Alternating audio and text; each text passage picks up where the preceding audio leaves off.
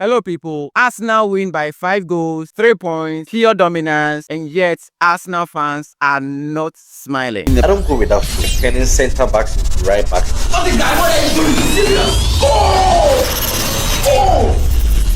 Goal!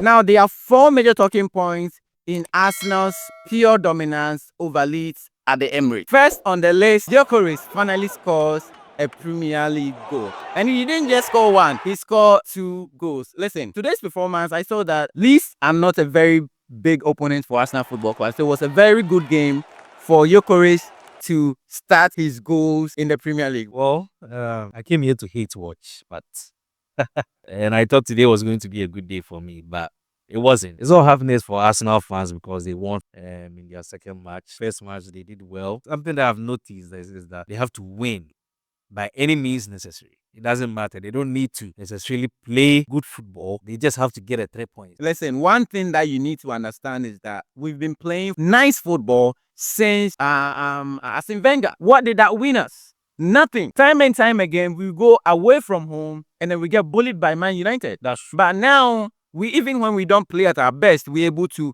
get the 3 points. And that's the most important thing when it comes to Arsenal Football Club, right? And I feel like this match that Gyökeres scored the goal, I feel like it is kind of going to boost his confidence and is going to let him be more, how do I say, confident in his style of play. Because when I saw how he scored the goal, that's his pure Gyökeres style. Getting the ball and then running at the defender, that is purely his style. And I'm so glad that he scored the goal. One thing I am so sad about that every Arsenal fan is not smiling about is the injury to Martin Odegaard and Bukayo Saka. On the injury to Martin Odegaard, I'm not sure it's that serious, but do you think that it was because maybe we are trying to play safe for the Liverpool game? Because he seems to be moving his arm quite okay. I don't think so. That is what you will see. Even looking at Bukayo Saka's injury, you can see that it's hamstring, all right, but it's serious, but his actions weren't that serious. That he's giving you guys hope that maybe he will come next week for the Liverpool. I'm quite scared. Listen, I'm quite scared when it comes to it.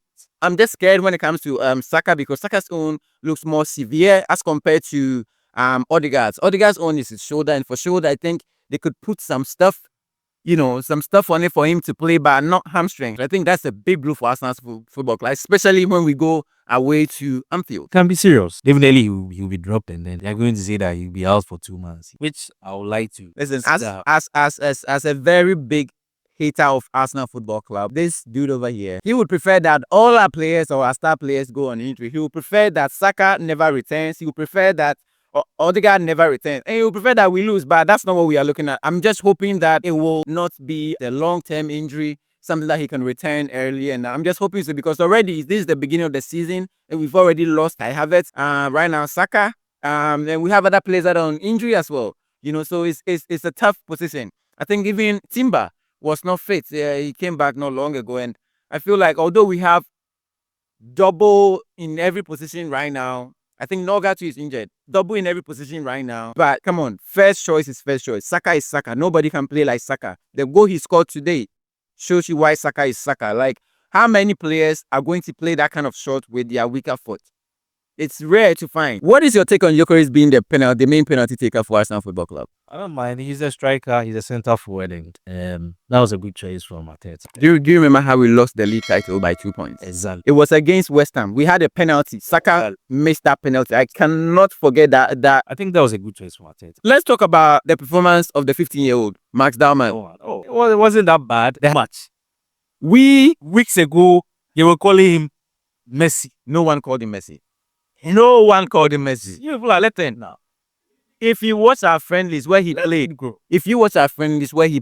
this is not the first time he's won penalty for Arsenal.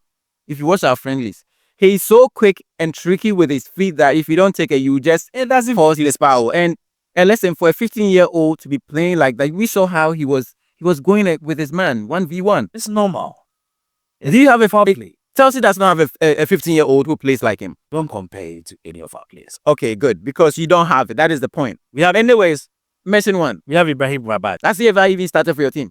He doesn't need to because you're allowing him to grow. We don't. No. We don't need to. You don't have that kind of player. Throwing him to Arsenal Football Club, we do have that player. If any team had Max Dowman, they will have him on the bench like Arteta did. I'm telling you. I beg to differ. We were here when Guardiola brought in Foden. We were here when Guardiola brought in Palmer, where you've seen them. So what are you talking about? We've seen this in other teams. But the big news that happened before this game was the announcement of Emirates Eze for Arsenal Football Club. This boy has been a big fan of Arsenal Football Club since his childhood, and then he went away. Arsenal released him, and then I think that is something that catapulted him to kind of becoming the best version of himself. And I feel like going through that pathway has made him grow a lot. But we welcome him back to Arsenal Football Club. And with the injuries that we have, what do you think he's going to give, especially with the injuries that we have? Saka, Odegaard, Do you think he to find his place in the team currently? I don't know what plans Arteta has for him, but I'm sure he's going to find him somewhere. And I think he said he's wearing the number 10 jersey, right? Yes, yeah, he's wearing the number 10. I mean, he has a lot to prove. Yeah. But with the current injury, let's say Saka is unable to play, Martin Odegaard is unable to play. Do you think he works in the team? It'll be difficult, but we've seen him in Crystal Palace team. We've seen what he can contribute. Okay. I'm talking about what he can contribute to your team. Okay, so this is my theory, right? This is my theory. Hear me out. So with Saka out, we know that Waneri can play Odegaard's position. Yeah. There's no way that we are starting Max Dowman. So it means that technically, looking at the lineup now, Madueke is definitely going to play on the right wing. But on the left wing, we have Trossard, we have Martinelli, and Eze is coming in. Now, why was Eze brought in? Eze was brought in to fill in multiple positions. In terms of Odegaard's position, he can play that role. He can also play on the left wing because that's his favorite part to play. When you look at the lineup of Crystal Palace or the gameplay of Crystal Palace, you can tell that when they are attacking, he's always on the left. You never find him on the right. He's always on that left side. So that brings back the question of, is it possible for him to play even alongside Martin Odegaard? If so, then who is going out to the team? Does it mean that Madueke is going on the bench? Does it mean that Odegaard, Trossard are all going to stay on the bench?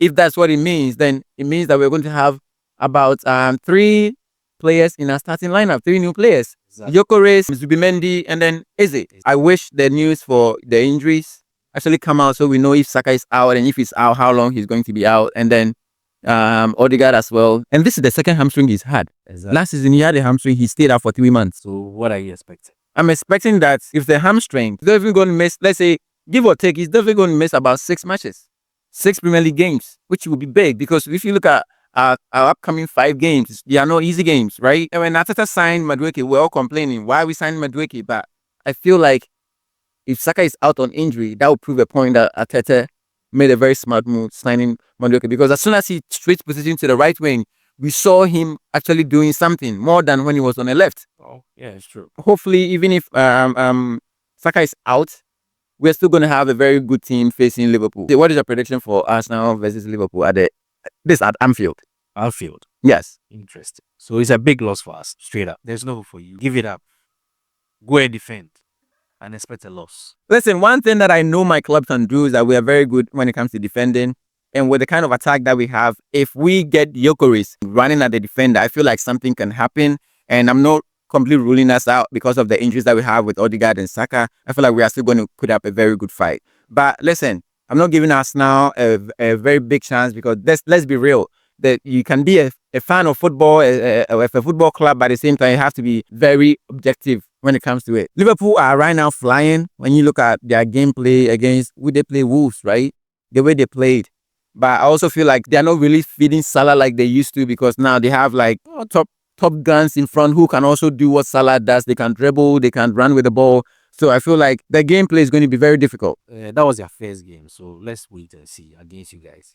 Maybe we'll see Salah. Yeah, Salah always in the big game. Salah always finds a way around us when it comes to here. He always finds a way around us. But I was just hoping for Saka to start back. If you are new to the channel, make sure you smash that subscribe button. Make sure you hit the post notification bell. Make sure you leave your thoughts in the comment section. What you think of the performance of Victor Gyökeres, and if you think there is a future for the Arsenal starlet, the young starlet Max in this Arsenal football club, especially with the injuries that we have. And please don't forget to like and comment on our videos. Yeah, definitely don't forget to do that. This brings us to the end of this video. This is the Den of Soccer, and we out. It's fantasy hero retreads the